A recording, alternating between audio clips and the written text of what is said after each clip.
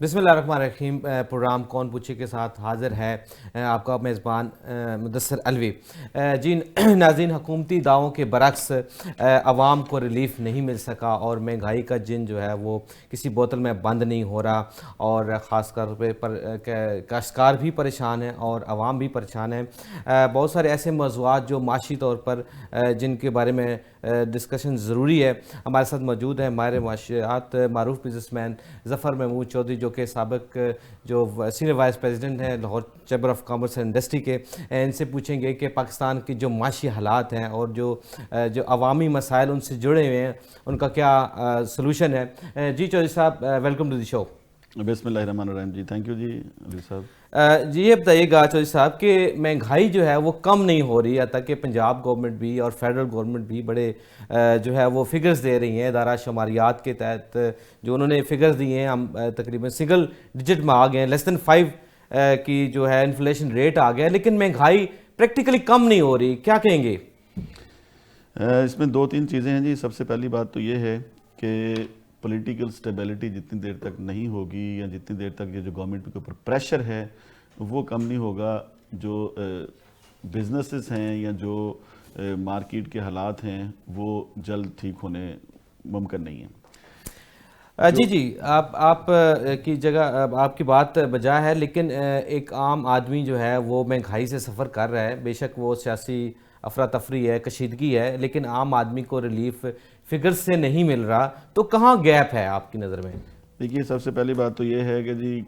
Government کو 2-3 چیزوں کے اوپر بڑا فوکس کرنے کی ضرورت ہے۔ سب سے پہلی چیز ہے R&D۔ ہمارے ہاں اگر ایگریکلچر کو آپ دیکھیں، گندم آ جاتی ہے یا شوگر ایکسٹرا آ جاتی ہے یا باقی چیزیں جو ایکسٹرا آ جاتی ہیں، وہ کہیں ڈسپوز آف نہیں ہوتی ہیں اور وہ پھنس جاتی ہیں، یا رائس آ جاتا ہے تو وہ ڈسپوز آف نہیں ہوتی ہیں، اس لیے کہ گورنمنٹ کے پاس فیکٹس اینڈ فگر نہیں ہوتی ہیں کہ پاکستان کے اندر ہمیں ان چیزوں کی کتنی ضرورت ہے اور سرپلس کیا ہے، ہم اس کو ایکسپورٹ کر سکیں۔ تو لہٰذا وہ ڈرتے رہتے ہیں، اگر وہ ایکسپورٹ کر دیتے ہیں تو پھر ایک ہی سال میں ایکسپورٹ بھی ہو رہی ہے گندم، تو پھر اسی سال میں امپورٹ ہو رہی ہے، چینی ایکسپورٹ ہو رہی ہے تو پھر چینی امپورٹ ہو رہی ہے۔ تو ایک تو ہمیں اس چیز سے نکلنے کے لیے ہمیں بڑی اسٹرانگ R&D چاہیے کہ ہمیں کتنی پروڈکشن کرنی ہے اس کے اوپر، اور کتنی ہم نے ریٹین کرنی ہے، ہمارا یوز کیا ہے ایز اے پاکستانی پاکستان کے اندر، اور کتنی چیزیں ہم نے ایکسپورٹ کرنی ہے۔ جتنی دیر تک یہ کام نہیں ہوگا، یہ مہنگائی کا جن قابو نہیں آ سکتا۔ اور دوسری بات یہ ہے کہ گورنمنٹ کا پرائس کنٹرول نہیں ہے۔ اب کچھ چیزیں ایسی ہیں جس طرح فارماسوٹیکل میں ہیں، لوگ اس میں جو ہے نا وہ 1000% پروفٹ لے رہے ہیں، کچھ چیزیں ایسی ہیں جس میں 5% پروفٹ ہے۔ تو سب سے پہلے ان چیزوں کو بھی فوکس کرنے کی ضرورت ہے کہ جی ان کے لیے کوئی جامع پالیسیز بنائی جائیں اور پرائس کنٹرول کی منسٹری سیپریٹ ہو، اور R&D ایک سٹرانگ پاکستان کے اندر چلے اور مستقل بنیادوں پہ ان دونوں مسائل کو حل کیا جائے۔ ادروائز آپ مہنگائی کو کنٹرول نہیں کر سکتے ہیں۔ جس کے پاس منوپلی ہوگی وہ پرائسز بڑھا دے گا، جس کی مارکیٹ میں وافر چیز ہوگی اس کی پرائس گر جائے گی۔ تو یہ چیزیں کنٹرول عوام کر رہی ہے، حکومت نہیں کر رہی ہے۔ تو حکومت کو چاہیے کہ ان چیزوں پہ اپنا کنٹرول رکھنے کے لیے اپنی پراپر پالیسیز اور پراپر جو ہے نا اس کے اوپر R&D اور یہ پرائس کنٹرول اور یہ سارا ایک اسٹرکچر بنائے تاکہ ان چیزوں کو مستقل بنیادوں پہ کنٹرول کیا جا سکے۔ جی آپ کا ویو پوائنٹ ہے، ہم نے لیا۔ ضروری ہے گورنمنٹ کے لیے کہ وہ ایسی پالیسیز بنائے جس میں سے جو ہے وہ انڈسٹریلسٹ کو بھی جو ہے وہ کے لیے بینیفٹ ہو اور عوام کے لیے بھی۔ لیکن جو خاص طور پر ہم نے پچھلے دنوں میں دیکھا ہے کہ ایگریکلچر کے اوپر بڑا فوکس کیا جاتا ہے، اور خاص کر کے پنجاب میں تو کہا گیا جی کہ ہم نے گندم کو جو ہے وہ اسٹیبل کیا، اس کی ریٹ کو اسٹیبل کیا ہے، اور جو ہے وہ اس کی جو اب کاسٹ بھی پہلے کی نسبت زیادہ ہو رہی ہے۔ جو کسان ہے وہ اس چیز پہ پریشان ہے کہ گندم کا ریٹ نہیں ہے۔ تو اس کے بارے میں کیا فیوچر دیکھتے ہیں؟ جو کامن کمیونٹی ہے، جو عام عوام کی ایک ضرورت ہے، اس کو میٹ اپ کرنے کے لیے گورنمنٹ کو کیا کرنا چاہیے؟ دیکھیے، لاسٹ ٹائم جب ایک بہت اچھی قسم کی فصل ہوئی اور گورنمنٹ اس کو خریدنے میں ناکام رہی، چونکہ گورنمنٹ کے سٹورز کے اندر پہلے سے گندم پڑی ہوئی تھی، تو اس وقت گورنمنٹ کو چاہیے تھا کہ فوری طور پہ ایک کمیٹی بناتی پبلک پرائیویٹ پارٹنرشپ کے اندر، اور اس کو میئر کر کے جتنی سرپلس گندم تھی وہ خریدتی اور خرید کے اپنی ضرورت کے مطابق رکھتی اور باقی کو ایکسپورٹ کر دیا جاتا۔ بے شمار ڈیمانڈ ہے دنیا میں، تو ایسا نہ کرنے سے وہ گندم جو ہے نا وہ نیچے رہی، ریٹ نیچے آ گیا ہے۔ تو گورنمنٹ نے شو کیا کہ جی ہمارے ہاں پرائس نیچے آ گئی ہے اور جو ہے نا مہنگائی کم ہوئی ہے۔ اس مہنگائی کم ہونے سے لوگوں کی پرچیزنگ پاور کٹ گئی, کم ہو گئی. جو ذمہ تھا وہ بیچ نہیں سکا, وہ اپنی اس کی پرچیزنگ پاور نہیں رہی, وہ آگے جو ہے نا وہ صحیح کھاد بیج اور وہ باقی جو چیزیں ہیں ان کے اوپر یا مشینری کے اوپر وہ فوکس نہیں کر سکا, تو جو سرکولیشن آف ویلتھ تھا وہ رک گیا, وہ ریٹین ہوگی چیزیں. تو اس سے بچنے کے لیے گورنمنٹ کو چاہیے کہ جی ایسی پالیسی بنائے جو چیز سرپلس ہو اس کو فوری طور پہ نیشنلی یا انٹرنیشنلی ڈسپوز آف کر دیا جائے. اب گندم خریدنا گورنمنٹ کی رسپانسبلٹی ہے, تو وہ ایک مسٹیک جو ہوئی ہے اس سے اس وقت گورنمنٹ اسٹیبل نہیں تھی, ابھی سٹارٹ تھا تو گورنمنٹ کو سمجھ نہیں آئی ہے, میں سمجھتا ہوں, تو اس سے ایک نقصان ہوا ہے. کیا گندم کا بحران آئے گا, کیا کمی ہوگی گندم کے سٹاکس میں, یا آپ کیا سمجھتے ہیں کہ دوبارہ سے ریٹ اس کا گندم کا اوپر جائے گا؟ دیکھیے اس وقت تو گندم کا ریٹ اوپر جانے کا کوئی اس طرح چانس نہیں ہے, چونکہ گورنمنٹ کو چاہیے, اب بھی میری یہی ریکمنڈیشن ہے کہ گورنمنٹ کو چاہیے ایک پبلک پرائیویٹ سیکٹر میں ایک ٹیم تشکیل دے, ایک بورڈ بنا دے جو دیکھے کہ پاکستان کے اندر کتنی ڈیمانڈ ہے, صوبوں کو کتنی ریکوائرمنٹ ہے, اتنی گندم ان کو دیں. باقی لیگلی آفیشلی آپ نے افغانستان کو ایکسپورٹ کرنی ہے ان کو کریں, اور بے شمار کنٹریز ہیں جو اس گندم لینے کو تیار ہوتے ہیں. پاکستانی گندم اچھی ہوتی ہے. اس میں سمگلنگ کا بھی بڑا رول ہے کہ جو افغانستان سمگل ہو رہی تھی, جی اس سے نقصان ہوتا ہے,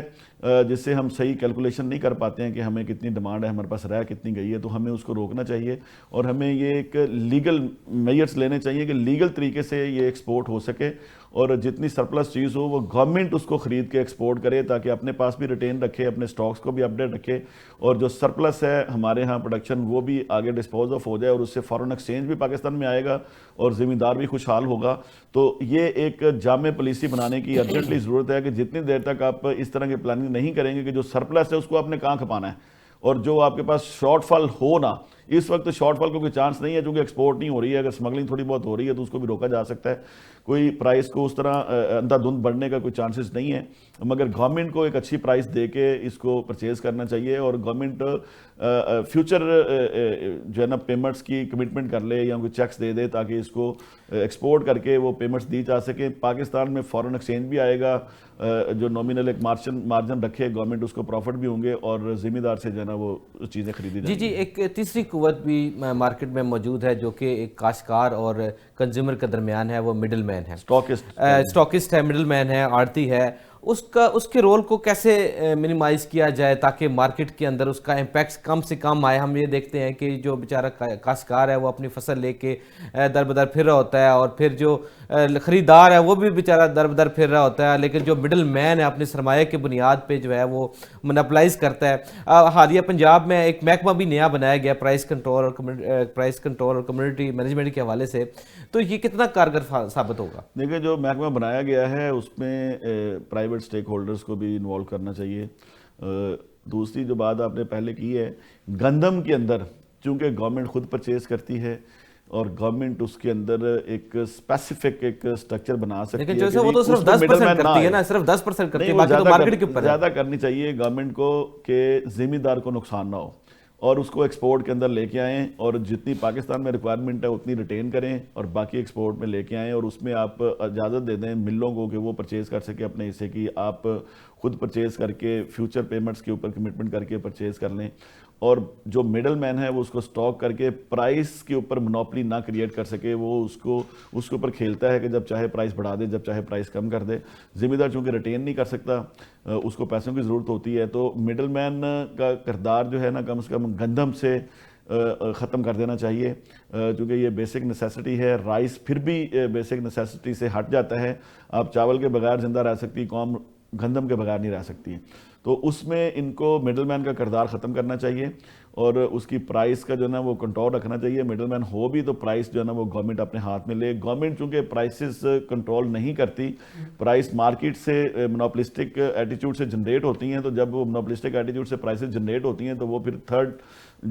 تیسری قوت ہے وہ اس پرائس کو کنٹرول کرتی ہے. تو اس میں گورنمنٹ کو پرائسز کے اوپر ساری چیزیں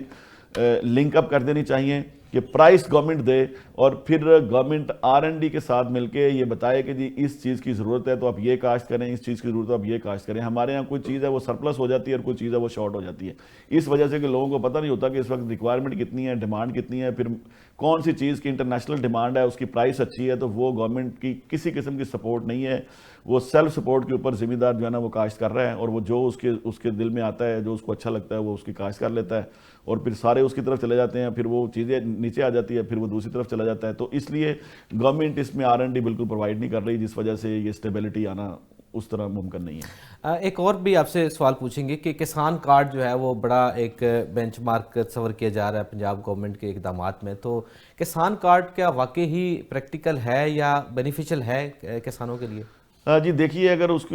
کے جو ٹرو تھیم ہے, ٹرو اسپرٹ ہے, اس میں اس کی امپلیمنٹیشن ہو تو ذمہ دار کو اس کا خاطر خواہ فائدہ ہو اور سکتا ہے. ٹریکٹر بھی ساتھ دے رہے ہیں, ذمہ دار کو اس کا خاطر خواہ فائدہ ہو سکتا ہے اگر اس کو ٹرو اسپرٹ میں امپلیمنٹ اس کے اوپر کیا جائے. تو کسان کارڈ کو اگر نان پولیٹیکلی اس کو جنرلی عام عوام کے لیے اس کو ایک ہی لیول پہ رن کیا جائے تو میں سمجھتا ہوں اس سے بینیفٹ ہو سکتا ہے. کسان کو کسی وقت اس کے پاس کھاد بیج کے بھی پیسے نہیں ہوتے, اس کے پاس جو ہے نا وہ چیزوں کو اس کے پاس پڑی ہوتی ہیں, اسٹاک پڑے ہوتے ہیں, بک نہیں رہے ہوتے, اس کو ضرورت ہوتی ہے یا پھر وہ اپنے استعمال کر لیتا ہے, تو وہ جو فصل آنے تک اس کو پیسے کی ضرورت ہوتی ہے, اس کے لیے یہ کارڈ ایک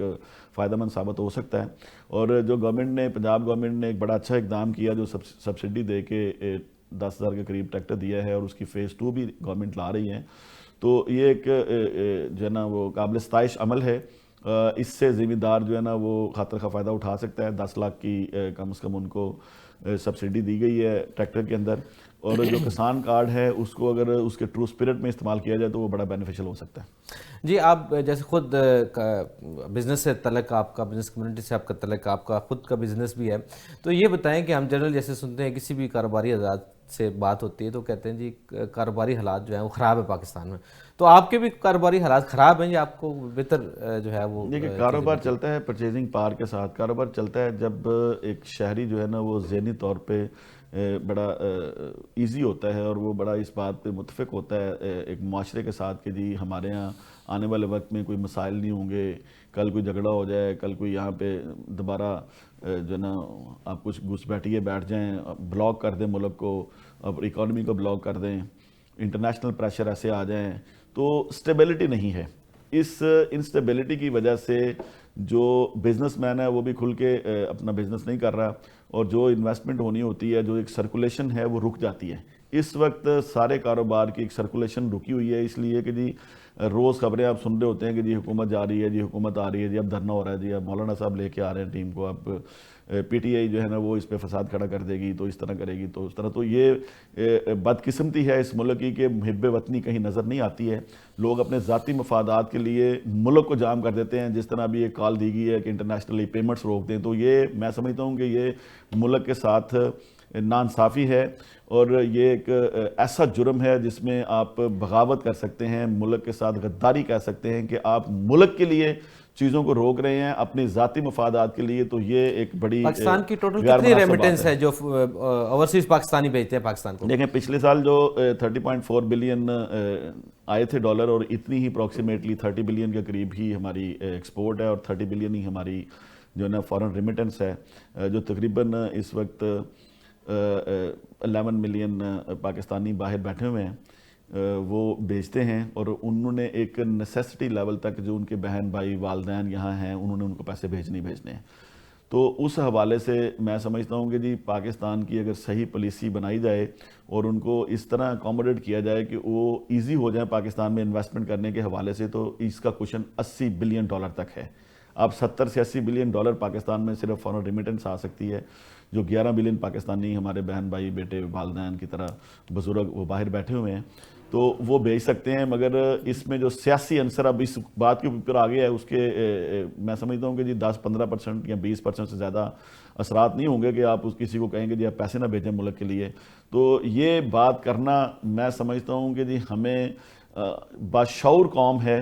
اور اس کا اتنا افادیت نہیں ہوتی ہے اس بات کرنے کی, مگر پھر بھی یہ بات کرنا ایک جرم کے زمرے میں آتی ہے, اور میں سمجھتا ہوں کہ یہ ملک کے ساتھ ایک ظلم والی بات. یہ ایک ماہر معاشیات ہونے کے ایک حوالے سے آپ سے یہ پوچھیں گے کہ جیسے آپ نے بتایا کہ 33-34 بلین ڈالر جو ہے وہ 30 بلین ڈالر جو ہے وہ ریمیٹنس ہے, اور ہماری کو ایکسپورٹ بھی لگ بھگ اتنی ہے, کوئی 30-32 بلین کے قریب. تو جو ہمارا اخراجات ہے وہ تقریباً 100 بلین ڈالر کے قریب ہے. تو جو ڈیفیسٹ ہے اس کو کور کرنے کے لیے ہم کبھی قرضہ لیتے ہیں, کبھی کسی پروگرام میں جاتے ہیں, تو اس کو ختم کیسے کیا جائے گا؟ دیکھیں, یہ 2 ایشو ہیں. میں ہر پروگرام میں یہ بتاتا ہوں کہ ہمارے ہاں ایک ہے جو ہم نے 12,740 ارب کا ٹیکس ٹارگٹ رکھا ہوا ہے پبلک کے اوپر اور 18,900 ارب کا ہمارا بجٹ ہے. تو اس میں باقی نان ٹیکسیبل انکم اور باقی فائنینسنگ کے بعد میں پیسے آتے ہیں. تو وہ آلموسٹ اس وقت 600-650 ارب جو ہے نا ڈیفیسٹ میں جا رہا ہے پچھلے جون سے لے کے نومبر میں یا دسمبر میں, یا اس سے پہلے 450 ارب تھا, اب ایک 100-150 ارب کا فرق پڑا ہے. تو وہ اس سے یہ ہے کہ جو آپ کے دھرنے اور جو آپ کے ملک کے اندر سٹیبلٹی کے ایشو آ رہے ہیں, تو بزنس ایکٹیویٹیز کم ہوئی ہیں جس سے ریونیو لوکلی کم ہو گیا ہے. وہ اس کو ٹھیک کرنے کے لیے ہمیں اگر پراپر جو سرکولیشن ہے جو بزنس کی, اس کو اگر پراپر ہم نہ کیو اپ ہم نے کیا, اور تو اس کے بعد ہمیں مارچ میں منی بجٹ کی طرف جانا پڑے گا, یا ہمیں کوئی اور چیزوں کی طرف جانا پڑے گا جو میں سمجھتا ہوں کہ اکانومی کے لیے ٹھیک نہیں ہے. تو ہمیں ایسے حالات رکھنے چاہیے کہ جس سے ہماری جو یہ جنریشن آف ٹیکسز ہے وہ پراپر رہے, اور بزنس ایکٹیویٹیز کو ہمیں جنریٹ کرنا چاہیے, ان کو بڑھانا چاہیے. سر ایف بی آر میں بھی تو اصلاحات کی ضرورت ہے, وہ ان کے اپنے بھی تو مسائل ہیں نا. جی اس طرح بھی آتے ہیں صاحب. دوسرا جو ایشو ہے وہ فورن ایکسچینج مینجمنٹ کا ہے. تو فورن ایکسچینج مینجمنٹ میں ہم نے چونکہ لون بھی لیے ہوئے ہیں بڑے, اور ہمارا 52% آف دی بجٹ اس وقت صرف انٹرسٹ کے اوپر اور ریپیمنٹس کے اوپر جا رہا ہے. اور ہمیں جس طرح میں نے ذکر کیا کہ 60.67 بلین ہماری ٹوٹل ریمیٹنس ہے, اس کے علاوہ ہماری کوئی انکم نہیں ہے جو فورن ایکسچینج میں. تو یہ $150 سے $200 پر کیپیٹا ریسیٹس کے میں آتی ہے. اور اسی طرح ہماری جو پیمنٹس ہیں وہ 500 کے قریب ہیں, $500 پر کیپیٹا. تو اس ڈفرنس کو میٹ کرنے کے لیے ہمیں لون لینے پڑتے ہیں, پھر ہمیں ری پیمنٹس کرنے کے لیے لون. تو جو ہمیں فورن ایکسچینج مینجمنٹ ہے اس میں سٹریس ہے, ہمیں اس کی طرف فوکس کرنا چاہیے کہ ہمیں جو فورن ایکسچینج کو کس طرح مینج کرنا ہے. مسائل ہمارے اس میں ہیں کہ ہم نے جو قرض لے رکھے ہیں, جو ہم نے ری پیمنٹس کے لیے لے رہے ہیں, یہ جو ملک کے اندر دیکھیے 2011 میں 1500 ارب کا ٹیکس کا ٹارگٹ ہوتا تھا, تو 2024 میں کوئی آپ کی لیونگ سٹینڈرڈ نہیں بھائی ہوا اور کوئی چیزیں نہیں ہوئیں, لیکن ہمیں وہی جو ہے ٹیکس کا وہ 11,700 ارب کے اوپر لے کے جانا پڑا. اس کے باوجود ہماری اکانومی سٹریس سے باہر نہیں نکل رہی ہے. تو اس کے لیے یہ ہے کہ جی ہمیں ود ان کنٹری جو ہماری اکنامک ایکٹیویٹی ہے ان کو بڑھانے کی ضرورت ہے. ہمیں انڈسٹری جو ڈی انڈسٹریلائزیشن ہو گئی ہے اس کو جو ہے نا دوبارہ فوکس کرنے کی ضرورت ہے. ہمیں پاکستان کے اندر جو ایکٹیویٹی ہے وہ انڈسٹری کو بڑھائیں, وہ ٹریڈنگ کو بڑھائیں, جو ملک کے اندر ایک سرکولیشن ہے اس کو بڑھانے کی ضرورت ہے. لوکل جو بزنس مین ہے اس کو کانفیڈنس دینے کی ضرورت ہے کہ وہ اپنی انویسٹمنٹ کو انٹیکٹ رکھے اور اپنی انڈسٹری کو انٹیکٹ رکھے, اور وہ اپنی پارٹیسپیشن کرتا رہے. وہ لوگ اس سے پریشان ہو رہے ہیں اور وہ بند کر رہے ہیں انڈسٹری, اور ان کو جو ہے نا ایشو ہو رہے ہیں. اس میں ایف بی آر کا بھی ہے کہ جی دیکھیں چھوٹی سی ایکسپورٹ ہے آپ کی 30 بلین, پھر بھی لوگوں کے ریفنڈ پراپر نہیں ہو رہے, اور ایف بی آر بہت تنگ کر رہا ہے. تو اس میں ایف بی آر کے اندر بھی ریفارمز کی ضرورت ہے. اس وقت 26-27 ہزار آپ کے پاس ملازم ہے, آپ کو 6-7 ہزار ملازم کی ضرورت ہے. 90% آپ کی ایٹ سورس ریڈکشن ہو جاتی ہے. تو باقی جو فوج ہے وہ صرف بزنس کمیونٹی کو تنگ کرنے کے لیے رکھی ہوئی ہے, جس میں جو نئے چیئرمین صاحب آئے ہیں انہوں نے فوکس کیا ہے, کوشش کی ہے کہ ان چیزوں کو تھوڑا کنٹرول کیا جائے, مگر اتنا آسان نہیں ہے یہ.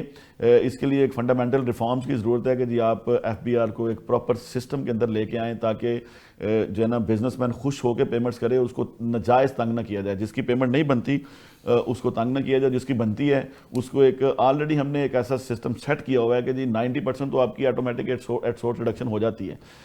پھر ڈیجیٹلائزیشن کے اوپر ہمیں فوکس کرنے کی ضرورت ہے کہ جی ہماری جو سول پروپرائٹرشپ کنسرن اور پارٹنرشپ کنسرن کمپنیز ہیں وہ رجسٹرڈ نہیں ہوتی ہیں کسی طرح کے, اور وہ اس کے بغیر ہی کام کرنا شروع کر دیتی ہیں, وہ ٹیکس نیٹ میں نہیں آتی. تو ڈیجیٹلائزیشن کے اندر ہمیں فوکس کرنا چاہیے کہ جو اس طرح کی نئی انکارپوریٹ ہو رہی ہیں سول پروپرائٹرشپ کنسرن یا پارٹنرشپ کنسرن, وہ آٹومیٹیکلی پورٹل پہ جا کے اپنے آپ کو رجسٹرڈ کریں, 2-4-5 ہزار اس کی فیس رکھ دیں, اور اس کے بغیر کسی کو بزنس کرنے نہ دیں. جب اس طرح کی ایکٹیویٹی ہوگی, آپ تو پوری دنیا میں اب دیکھیں انڈیا سمیت, اب تو جو چھابی والا ہے اس کی چھابی پہ بھی لگا ہوا ہے ایک سٹیکر کے جی یہ بھی رجسٹرڈ ہے. تو ہمیں سب سے پہلے اگر ہم نے اپنے ٹیکس نیٹ کو بڑھانا ہے تو ہمیں یہ 7-8 ریفارمز لے کے آنی پڑیں گی. ہمیں جو ڈیجیٹلائزیشن ہے اس کو بڑا فوکس کر کے امپلیمنٹ کرنا پڑے گا, اور اس کے اوپر ریسٹرکچرنگ کرنی پڑے گی. پھر ہمیں کچھ پالیسیز بنانے کی ضرورت ہے, ایکسپورٹ پالیسی ہے, ویلیو ایڈیشن پالیسی ہے.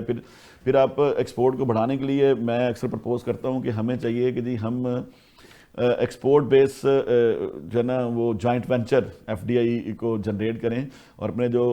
بردر کنٹریز ہیں مسلم ممالک ہیں جن کے ساتھ ہمارے اچھے تعلقات ہیں ان سے ہم کہیں گے جی آپ جو چیزیں دنیا سے لے رہے ہیں آپ فوکس کر لیں ہماری انڈسٹری کے ساتھ آپ جوائنٹ وینچر کریں آپ 1 سال کی جو آپ کی امپورٹ ہے وہ یہاں انویسٹ کریں اور آپ اس میں پروفٹ مارجن بھی آپ لیں آپ کی پرائس بھی کم ہو جائے گی اور وہ سارا سال آپ وہاں سے آپ امپورٹ کر لیں تاکہ پاکستان کی ایکسپورٹ بھی بڑھے پاکستان کے اندر جو ایکٹیویٹی ہیں وہ جو بزنس ایکٹیویٹیز ہیں وہ بھی بڑھیں روزگار بھی بڑھے تو یہ ایک پالیسی لانے کی ضرورت ہے اس طرح کی کچھ 7-8 پالیسیز اگر ہم اناؤنس کریں گے تو پھر بڑھانے کا آپ نے ذکر کیا تو ٹیکس نیٹ بڑھانے کے لیے نان ڈاکومنٹڈ اکانومی ہے اس کو کیسے خاتمہ کریں گے اس کا؟ دیکھیے میں نے ابھی جو کہا ہے کہ ڈیجیٹلائزیشن کے اوپر آپ جب آئیں گے تو آپ کا ہر بزنس مین جو چھوٹی سے چھوٹی ایک کمپنی بنا کے بیٹھا ہوا ہے سول پارٹنرشپ وہ بھی رجسٹرڈ ہونے کا پابند ہوگا. ہمارے ہاں اس وقت لا نہیں ہے کہ جی آپ نے بزنس سٹارٹ کرنا ہے تو آپ رجسٹرڈ ہوں. ہمارے ہاں لا ہے ہی نہیں. تو ہمیں اس کے اوپر فوکس کرنے کی ضرورت ہے کہ جو بندہ بھی کوئی بزنس ایکٹیویٹیز کرنا چاہ رہا ہے اس کو ہم اس چیز کا بائی لا پابند کریں کہ وہ اپنی جو ہے نا رجسٹریشن میں آئے اور وہ اس ٹیکس نیٹ میں آ جائے گا. ہم اور پھر جو چھوٹے دکاندار ہیں جو ٹیکس نیٹ میں نہیں ہیں ان کے اوپر آپ نے جو جس طرح کر دیا ہے نان ٹیکسیبل کو تو آپ ایک ڈیجیٹلائزیشن کے اندر جا کے جو چھوٹا بزنس مین ہے جو چھوٹی دکانوں میں بیٹھا ہوا ہے اس کے اوپر آپ ہیوی ٹیکسز امپوز کرنے کی بجائے اس کو جی وقت ہوا چاہتا ہے ایک بریک کا. بریک کے بعد دوبارہ حاضر ہوتے ہیں.